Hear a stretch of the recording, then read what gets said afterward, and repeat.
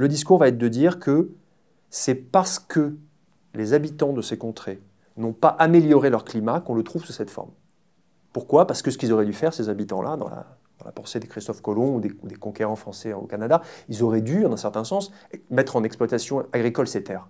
Les Indiens au Canada auraient dû défricher et mettre en culture. Ils ne l'ont pas fait. Donc le climat qui y règne au Canada, eh bien, c'est le climat sauvage des origines.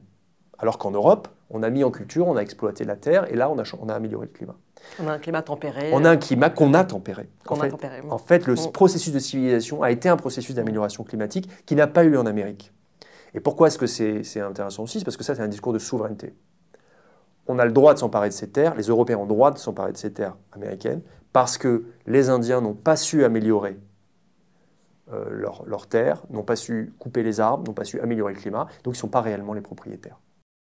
La mise en accusation de la mauvaise gestion de la nature, elle concerne le colonisé, oui, mais elle concerne aussi le paysan de l'an 2 ou le montagnard plus tard.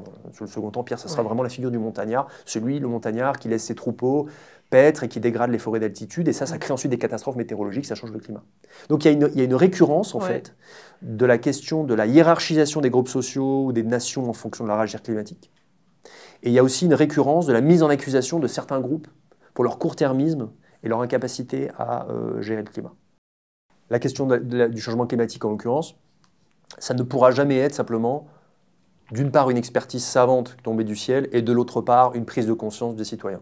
C'est forcément un affrontement social, politique et idéologique qui va mettre à mal des intérêts, qui va réclamer des luttes sociales, des luttes politiques et des changements qui, en l'occurrence, pour le changement climatique causé par le CO2, sont des changements de fond de nos sociétés carbonées qui vont rencontrer d'immenses résistances et qui rencontrent d'immenses résistances, dont on peut identifier précisément les promoteurs.